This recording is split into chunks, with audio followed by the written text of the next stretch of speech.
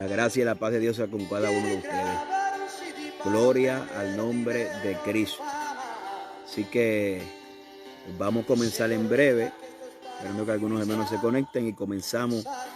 Aleluya, comparte esta bendición, este video con alguien, si así lo desea, con el propósito de que alguien escuche lo que vamos a estar hablando aquí en esta tarde ya, pues casi noche.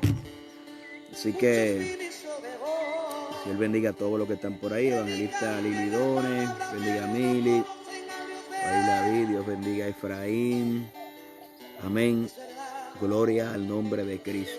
Así que el Señor le bendiga a cada uno de ustedes. Vamos a comenzar en esta preciosa hora del Señor. Así que vamos a analizar este asunto. Esta mañana hice un escrito relacionado con el asunto de los escándalos en la iglesia. Realmente no es un asunto nuevo desde los tiempos de la iglesia. Por ejemplo, si vamos a tocar la iglesia de Corintios, hubo un caso que Pablo decía que ni los gentiles pasaba. Pero cada vez más frecuente en la iglesia. ¿A qué se debe esto? Esto vamos a contestarle esta pregunta. ¿A qué se debe tantos escándalos?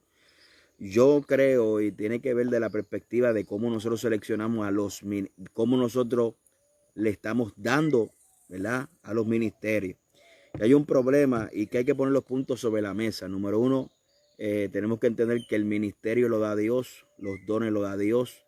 No somos nosotros que escogemos lo que queremos ser, sino es que nosotros, Dios por su gracia nos da, aleluya, un propósito definido para nosotros poder trabajar dentro del cuerpo de Cristo. Entonces, nosotros estamos confundiendo lo que es el anhelo de Dios con nuestro anhelo, nuestro deseo.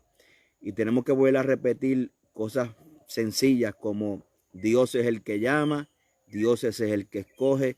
Y también en la Biblia hay ciertos requisitos el cual debemos cumplir. Voy a mencionar algunos 5, aleluya, requisitos. Creo son necesarios e importantes, aunque todos son importantes.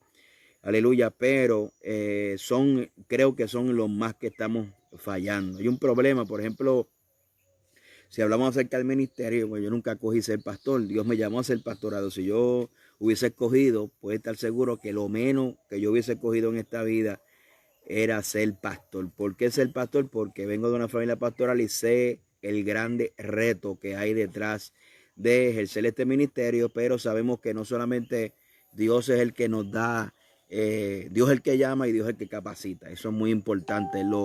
Es importante prepararse, pero tampoco ni siquiera los institutos bíblicos dan ministerio, ni siquiera incorporar la iglesia o incorporar tu ministerio en el gobierno te da autoridad para ejercer un ministerio. Los ministerios significan servicio y Dios es el que llama y Dios es el que ubica dentro del cuerpo de Cristo los ministerios. Hay un problema, es que hoy lamentablemente se escoge si sabe hablar bien, si sabe conforme. Recuérdese que hoy en día se ha metido un raciocinio y las cosas del espíritu están aparte y hoy el hombre natural es el que gobierna. Por ejemplo, si usted sabe expresarse, pues usted es pastor. Si usted sabe cantar, es cantante. Si usted sabe, pues adorador. Entonces, si usted es enérgico y dinámico, pues evangelista.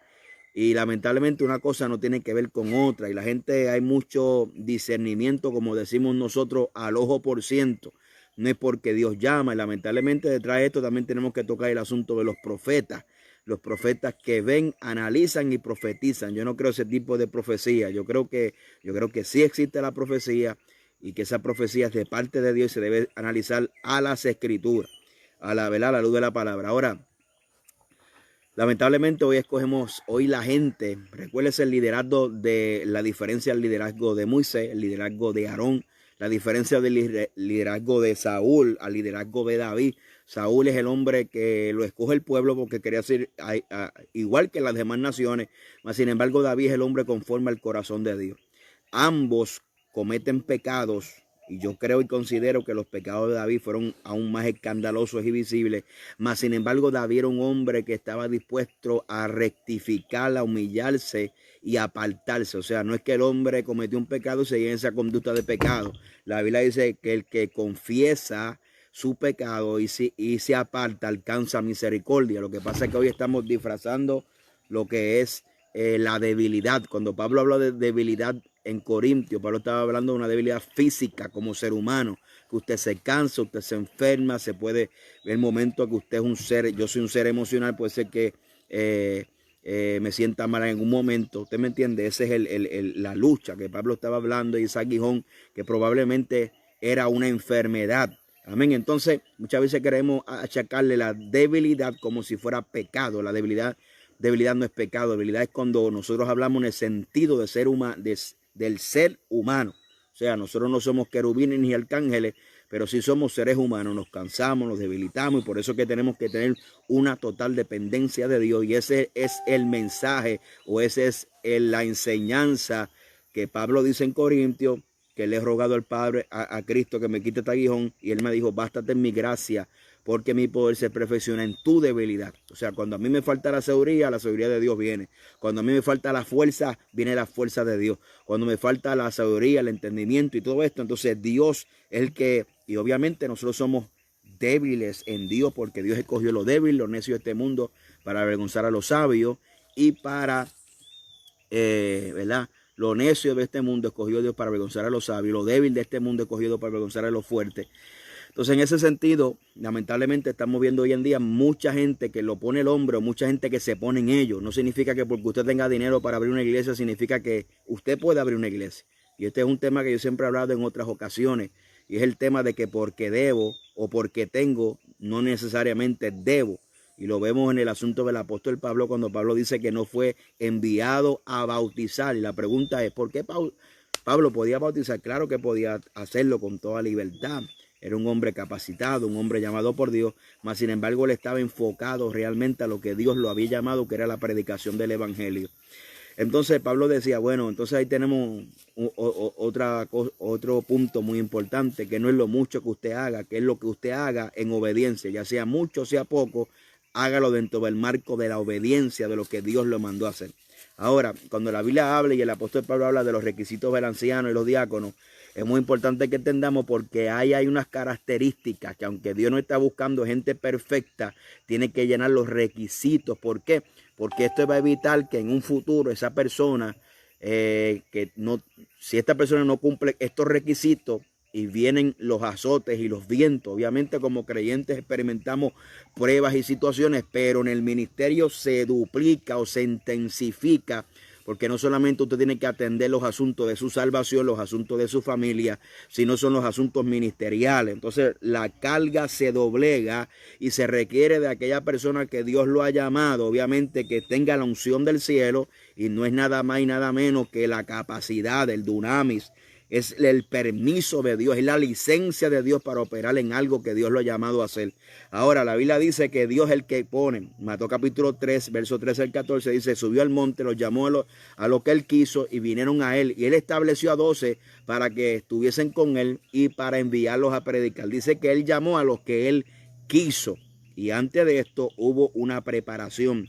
También lo podemos ver en Hechos capítulo 13, cuando Pablo es ungido juntamente con Bernabé. Dice que estaban orando y el Espíritu dijo que me apartaran a Pablo y a Bernabé para la obra del ministerio. Hoy no se escoge basada en un impulso del Espíritu, una revelación, una dirección del Espíritu Santo, sino más bien nosotros llenamos los requisitos humanos. Recuérdese que la iglesia está enfrentando. Y si en la antigüedad había un choque cultural entre el choque cultural judío-cristiano, obviamente la iglesia nació dentro del contexto judío-cristiano, que era una cultura judía, mas sin embargo el pueblo gentil con el judío chocaban. Y hoy tenemos que un choque secular con un choque espiritual, secularismo, o sea, buscamos las empíricas, numéricas, si cualifica, como cuando Saúl fue a buscar el sustituto de Saúl, porque Saúl era de los hombros para arriba más alto que Israel, mas sin embargo él estaba buscando un hombre similar, impresionante, mas sin embargo la Biblia dice que él era de aspecto hermoso y delicado, la Biblia dice, mas sin embargo era un hombre conforme al corazón del Señor. Entonces lo que Dios busca es un corazón conforme a su corazón, porque aunque David cometió pecados más terribles que Saúl, David era un hombre que sabía humillarse delante de la presencia de Dios. Saúl nunca se humilló, Saúl fue rebelde. Saúl, cuando usted lee la historia que provocó que fuera desechado ante Samuel, que no esperó ni siquiera para ofrecer el sacrificio, sino que él usurpó el llamado. Él usurpó la posición del profeta Samuel y como sacerdote sacrificó porque el pueblo se le estaba desertando. O sea, era un hombre que no respetaba la autoridad.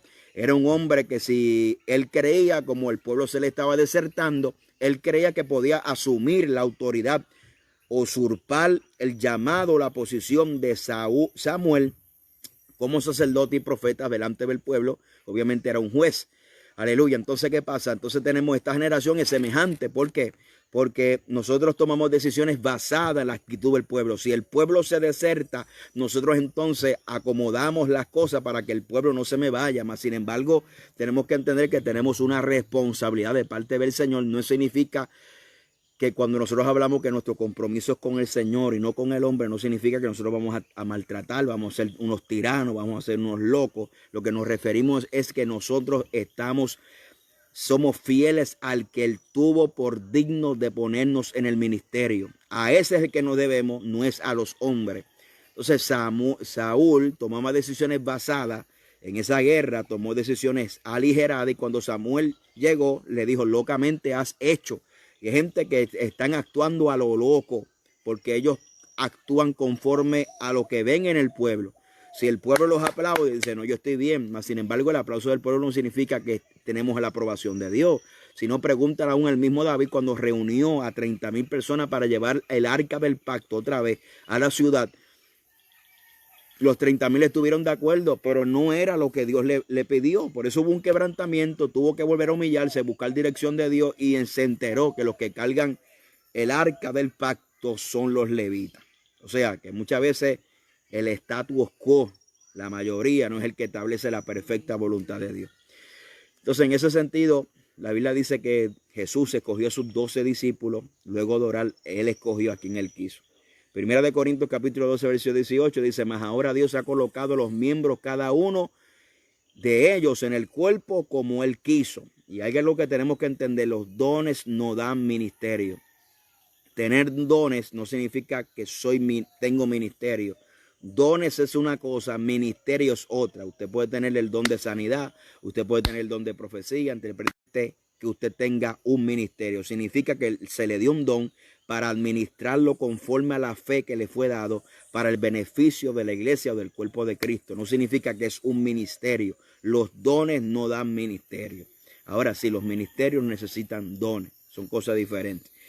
Ahora, Tito capítulo 1, verso 9 dice, retenedor de palabra fiel tal como ha sido enseñada, para que también pueda exhortar con sana enseñanza y convencer a los que contradicen. Muy importante, porque es que tenemos una generación que ha cambiado tanto, que un día predica una cosa, otro día predica otra, un día predica sana doctrina, otro predica, y para ellos todo el mundo es de Dios, no hay una diferencia entre quién es liberal, quién no tiene sana doctrina, quién es Jesús solo, quién es aquel, quién es el otro, no hay una diferencia. ¿Por qué? Porque lamentablemente ha llegado una generación al altar que no ha sido retenedora, de palabra fiel tal como ha sido enseñada. Uno de los requisitos muy importantes para que una persona pueda alcanzar un ministerio es que sea retenedora. O sea, no es que yo esté pendiente al ministerio, me lo dan y cuando me lo dan se me olvidó todo lo que me dijeron porque yo lo que estaba interesado es llegar a la posición. Cuando llegué a la posición, botar zafacón todo lo que me dijeron. No. Tenemos que entender que este asunto de ser retenedor de palabra fiel es que si usted retiene palabra fiel, usted también va a estar capacitado para instruir a otros. O sea, si no hay una formación, primeramente no podemos ejercer un ministerio. Y esto nos lleva al segundo punto, 1 Timoteo capítulo 3, verso 6. Dice la Biblia que no sea un neófito, no sea que envaneciendo caiga en la condenación del diablo. Lamentablemente tenemos hoy en día, lamentablemente es como un afán de repartir el ministerio a todo el mundo. Ni siquiera las personas han echado raíces bien para buscar a Dios. Ya el enfoque no es oración, no es ayuno, no es una preparación de la Biblia, sino que ahora el hombre se convirtió y ese mismo día le profetizaron, Dios tiene propósito contigo, y yo no dudo que Dios pueda hacer eso. El problema es que ya lo tenemos como una base, y en vez de la gente buscar a Dios porque aman a Dios, están buscando a Dios para que Dios le entregue un ministerio. Entonces se produce un desenfoque total en lo que es el evangelio. Entonces el evangelio es sustituido por el ministerio. Entonces el ministerio se convierte en ese Dios que yo adoro, que si me sientan en la silla me seco. ¿verdad? Como yo he escuchado a tanto, gente que no saben recibir, sino que tienen que continuamente estar dando y no saben sentarse. Yo como pastor me tengo que sentar a escuchar a la gente. Necesito ser alimentado también. Entonces, hay un problema, hay una crisis total cuando a la gente se le profetiza, Dios tiene propósito contigo, mas sin embargo ni siquiera tienen un fundamento escritural, ni siquiera han pasado un año de convertido, ya lo quieren lanzar al ministerio como si eso fuera cosa fácil. Por eso que tenemos mucha gente cocotado en pecado, muchos disparateros, ni siquiera sabe lo que dicen ni lo que afirman, porque no hubo una formación, no hubo una preparación. Y el neófito, cuando se le da posición, se envanece. Por eso que tenemos mucha gente orgullosa, arrogante, que todo intento de corrección lo ven como un intento de amenazas en contra de su vida. Y eso es peligrosísimo, porque eso es lo que estamos viendo ante esta generación. Hace poco escuché una anécdota de un pastor que muy gentilmente se reunió con unos muchachos evangelistas para ellos, ¿verdad? Para orientarlo, como era una persona anciana. Y estos jóvenes, cuando recibieron el consejo, no lo recibieron, mas sin embargo le dijeron, es más, le dieron hasta una profecía que Dios lo iba a matar. Ese es el tipo de generación que estamos criando, que se está levantando.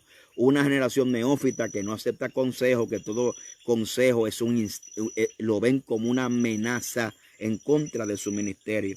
Otro punto muy importante, porque es que hay tanto escándalo en la iglesia, porque no estamos cogiendo a la gente conforme a los requisitos bíblicos.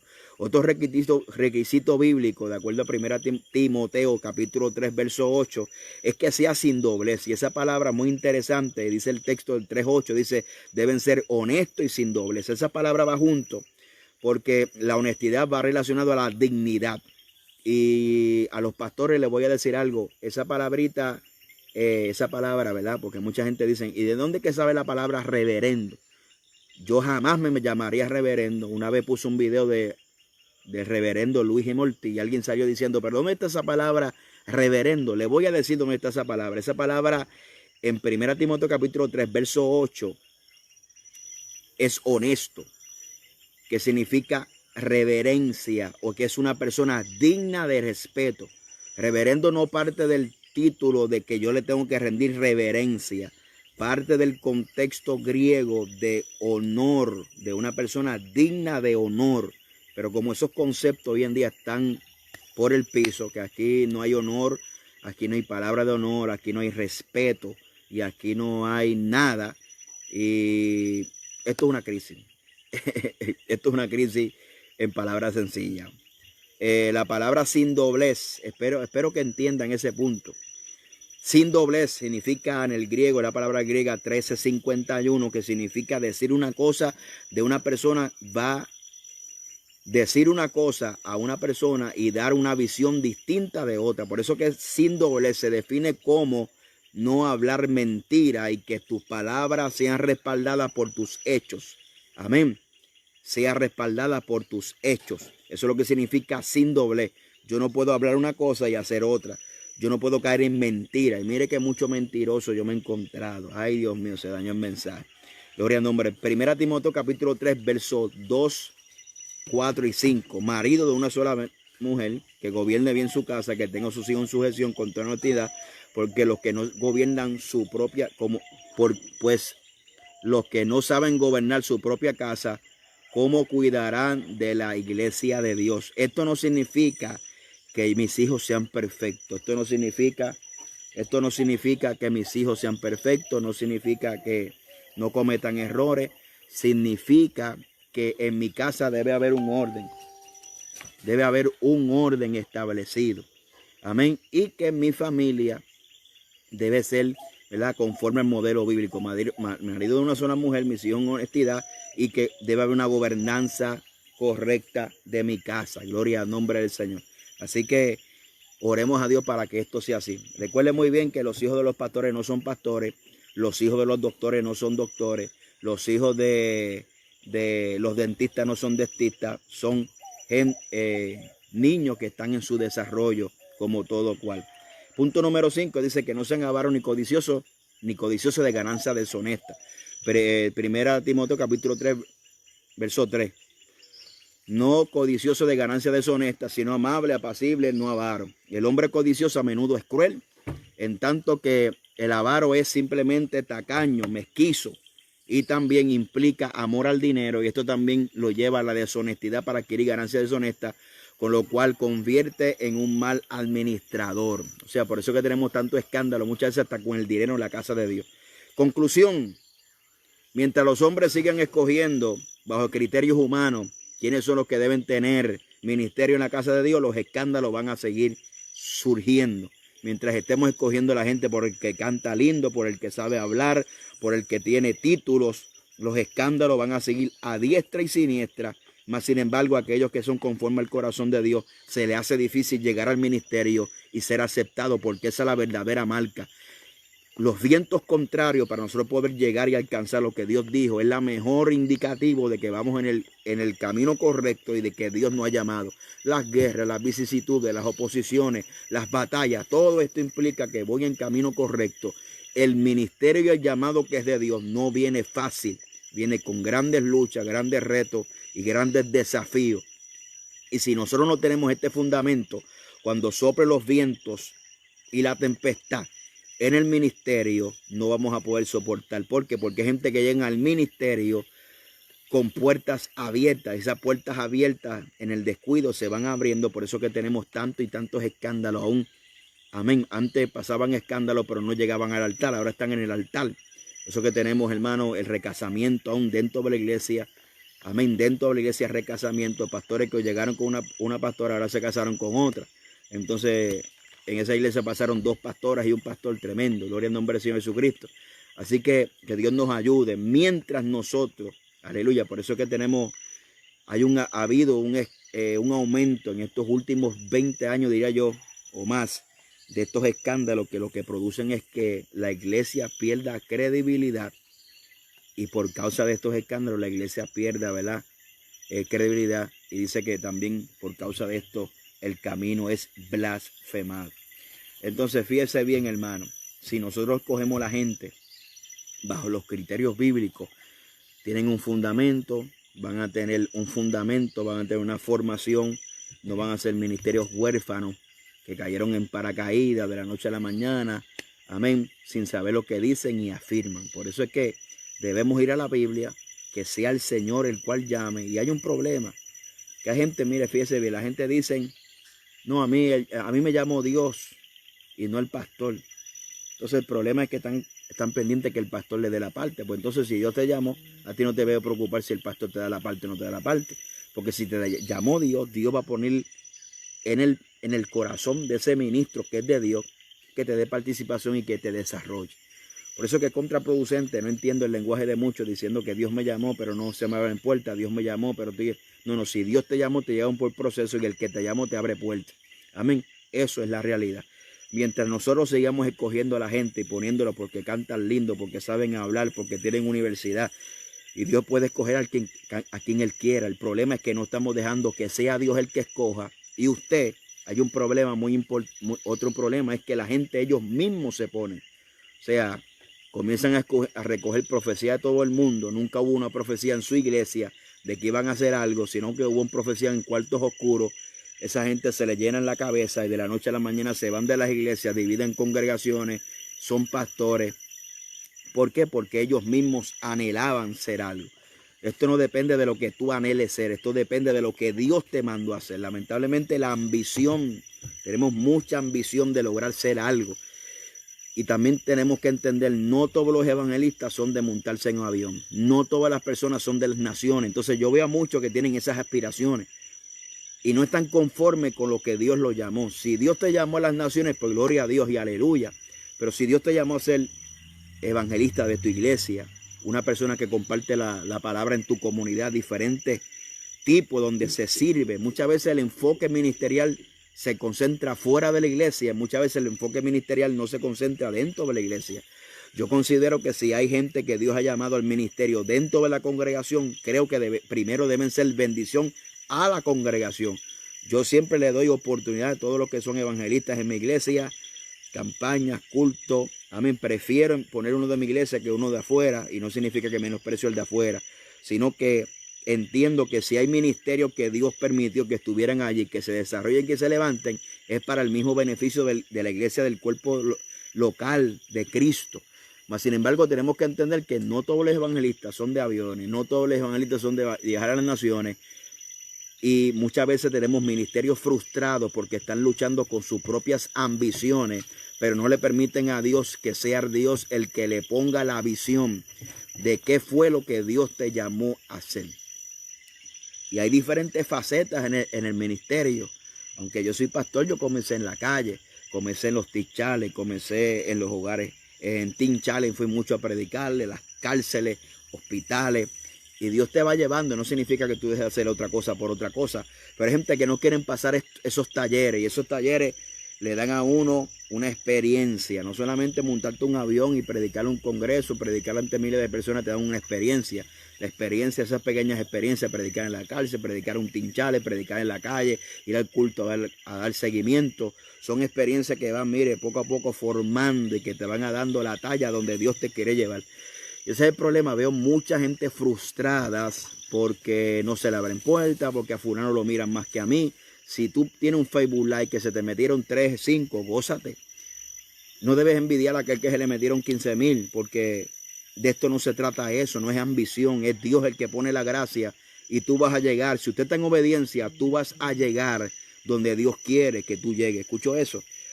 Si Dios te llamó, Dios pone la gracia y Dios va a permitir que tú llegues donde Dios quiere que tú llegues. Esto no depende de nosotros, esto depende de Dios, no depende ni siquiera de la gente. Esto no depende de quién tú le caes bien o que tú le caes mal, eso no influye para nada.